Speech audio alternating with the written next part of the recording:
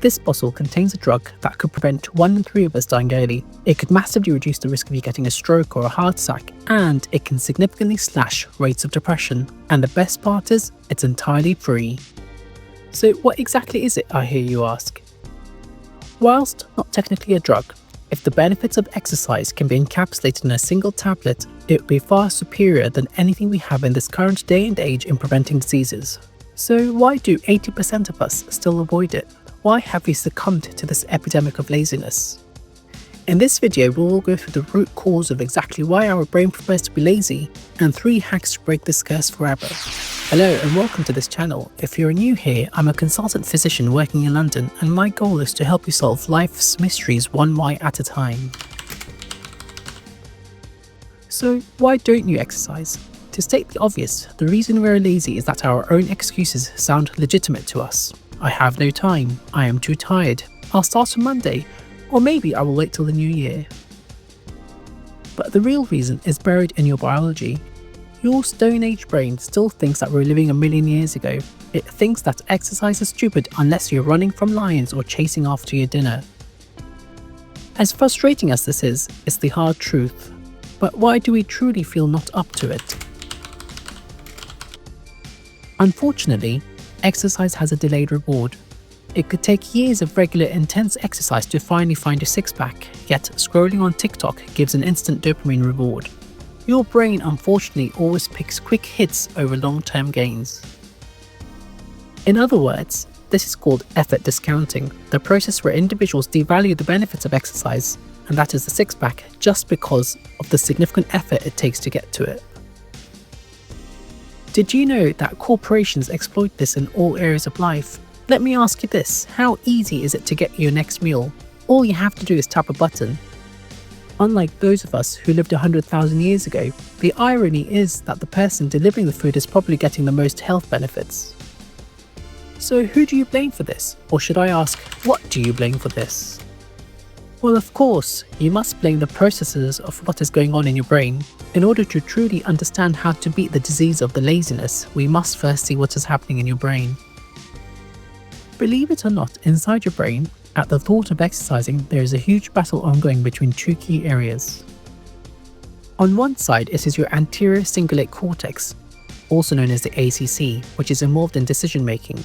This is your headquarters for willpower, and it's just trying its hardest to motivate you to get off your bottom and get moving. It's shouting in your mind that you should work out. On the other side, it is your striatum, the part of the brain involved with the perception of reward. This is the part which is telling you that the couch feels comfortable right now and you don't need to get off it. A massive battle ensues, and unfortunately for you, the striatum wins 80% of the time. But why has our brain evolved in such a way? Why have we become such lazy individuals? Well, for 300,000 years, what we term rest was actually the process whereby we conserved energy for survival. It was to gain enough energy to go out hunting and then recover. But in this day and age, our meals are there in a blink of an eye, and unfortunately for humanity, our genes haven't gotten the memo. In other words, our bodies store fat efficiently for times when food was short. Ancient humans moved only for food and safety, and it would be unthinkable to move just for cardio. And herein lies the problem. When you go for a run or do some form of exercise in the 21st century, your brain is telling you that this is pointless suffering.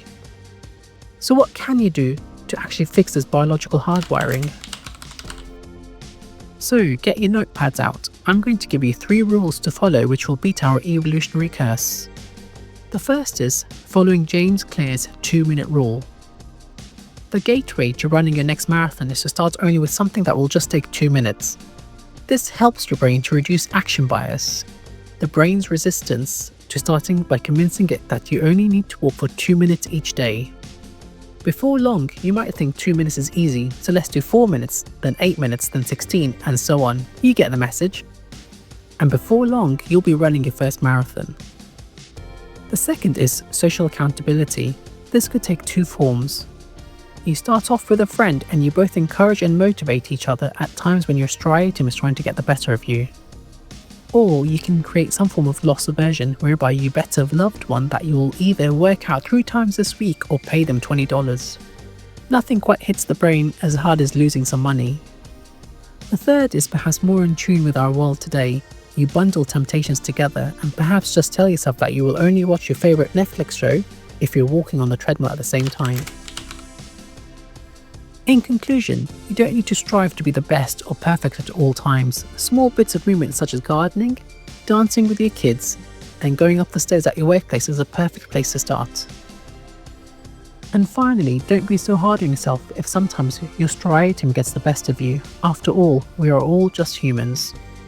And so I'm sorry to tell you that the exercise pill does not exist yet, but perhaps if you subscribe to me, you will guarantee more life-enhancing facts about why we live the way we do. If you found this video fun, I'm sure you will really enjoy this video on the top left. It will make you an expert in understanding why we as humans hold hands with our loved one.